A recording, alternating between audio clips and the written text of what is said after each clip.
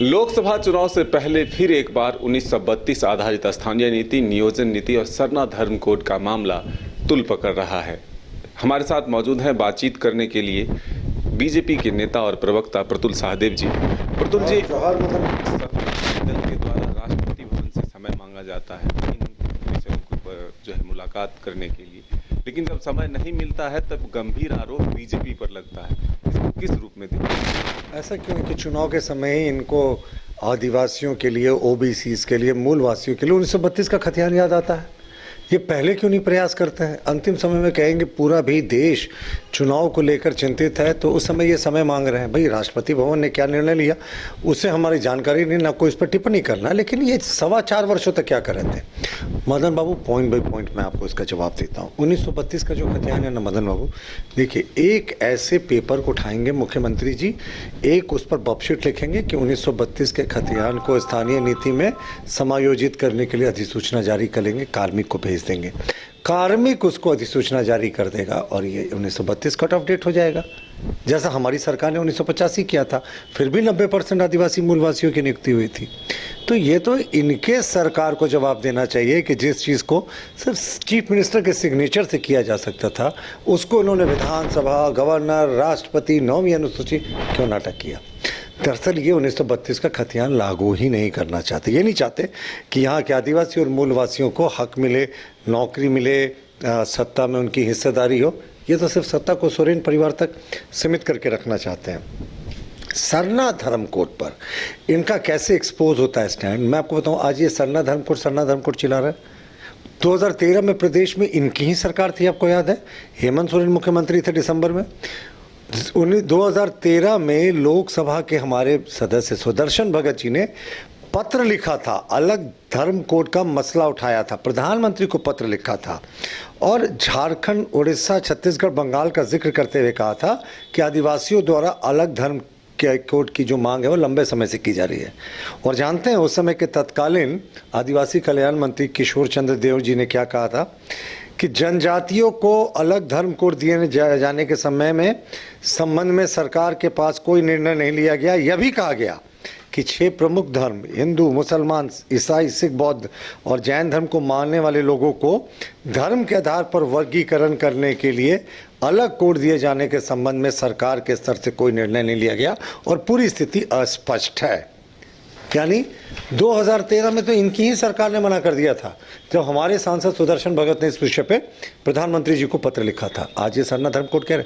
भाई, हमारा मानना है कि हजारों वर्षों से जो आदिवासी अपनी परंपरा को जिंदा रखे हुए हैं, साहब, आप उनके लिए विशेष व्यवस्था कीजिए। हम आपके साथ हैं, किसी की भी सरकार हम साथ हैं। लेकिन जिन्होंने परंपरा को बदल लिया, और जैसे ही आप धर्म बदलते हैं आपकी परंपरा बदल जाती है, आपके जीवन, मरण, मृत्यु सब। ईसाई जैसे यहाँ बन गए तो आपका बैप्टिज्म होने लगता है, आपको फादर आते हैं दफनाने के समय।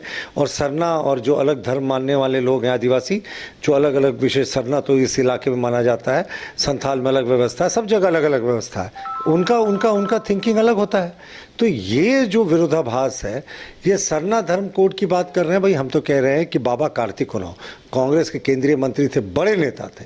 वो 1967 में अनुसूचित जाति जनजाति संशोधन आदेश विधेयक लेकर आए थे, जिसमें यह स्पष्ट था कि जो लोग धर्म बदल लेंगे उनका आरक्षण से वंचित किया जाना चाहिए। प्राइवेट मेंबर्स बिल था।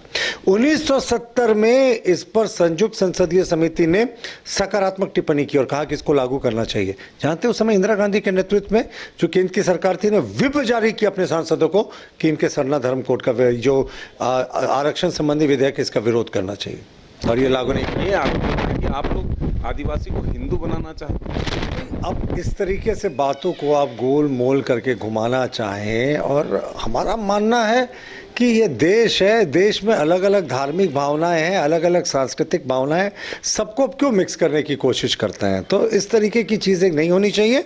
और सरना धर्म कोड पर तो ये एक्सपोज है। 2013 में इन्होंने खुद मना किया था और आज मांग कर रहे हैं। उस समय तो दोनों जगह इनकी सरकार थी। और हमारा मानना है कि ओबीसी के आरक्षण के भी मुद्दे को इन्होंने उठाया। भाई, 4.25 साल से इनकी सरकार है, इन्होंने क्यों नहीं ट्रिपल टी सर्वे कराया, ट्रिपल टेस्ट कराया? 4.25 साल में अभी तक औपचारिकता निभाई जा रही है, सर्वे नहीं शुरू हुआ है। तो उसके बिना आप जहां पिछड़ों को आरक्षण देंगे, सुप्रीम कोर्ट उसको स्ट्राइक डाउन कर देगा। लेकिन और ये कहा जा रहा है कि आदिवासियों के हित की बात करने वाले नेता को आपने जेल में डलवा दिया। हेमंत सोरेन ये सारे विषय निर्णय लिए। सोरेन अपने कुकर्मों के कारण जेल गए, भ्रष्टाचार के मामले में जेल गए। हमने कौन जेल उनको भिजवाया? वो उन्होंने जमीन पर कब्जा कर लिया, ईडी ने सबूत पेश किया, अदालत सुप्रीम कोर्ट तक राहत नहीं मिली। हम कौन होते हैं उनको जेल भेजने वाले? हाँ, 1932 लागू कर रहे थे, सरना धर्म कोड के लिए दिल्ली भेजा, सारे आदिवासियों के हित के फैसले ले। गुनाह है कि उन्होंने भ्रष्टाचार किया, और ये तो जेएमएम की पुरानी परंपरा रही है भ्रष्टाचार की। तो ये तो कोई नई बात जेएमएम के लिए हो नहीं जाती है। वो सांसद रिश्वत कांड से शुरू करें तो न्यूक्लियर डील, तमाम चीज़ें देखें तो हेमंत सोरेन उसी परंपरा को आगे बढ़ा रहे थे। अरे तो बड़े अबोध लोग हैं ना। 3 करोड़ रुपया भी जब रिश्वत दिया था इनके पिताजी ने तो बैंक के खाते में रखा। क्या ये मुद्दा है जो राष्ट्रपति भवन तक ले जाने की बात है, इससे क्या लोकसभा चुनाव में बीजेपी को नुकसान होगा? 1932 की बात, स्थानीय नीति की बात, जनता समझती है मदन जी कि ये नाटक करने वाले हैं, घड़ियाली आंसू बहाने वाले हैं, रंग बदलने वाले। सीआर की कहानी आपने पंचतंत्र में सुनी थी ना, ये उसी कैटेगरी के इंसान हैं कि समय के साथ रंग बदलते हैं। 1932 को तो एक मैंने कहा मुख्यमंत्री के सिग्नेचर से लागू हो सकता था, क्यों नहीं किया? जो ओबीसी आरक्षण था वो भी एक इनको राष्ट्रपति के पास भेजे पत्र मुद्दा था, तो ट्रिपल टेस्ट शुरू क्यों नहीं किया? और जहाँ तक सरना धर्म कोड की बात है, 2013 में इसका विरोध करते हैं और आज कहते हैं सरना धर्म कोड दीजिए। तो ये तो नाटक नौटंकी नहीं चलेगी। साफ तौर पर कह रही है कि ये सरकार सिर्फ चुनावी वादे और चुनावी घोषणाओं तक रह गई, उसे अपने कलम और कागज और अपनी ताकत से लागू नहीं किया। अगर चाहते मुख्यमंत्री तो 1932 जो है अपने ताकत से, अपनी कलम से जो है वो लागू कर सकते थे। इससे आने वाले चुनाव में कोई फर्क नहीं पड़ेगा। अपने सहयोगी तापस के साथ मदन सिंह, न्यूज़ बायस्कोप, रांची।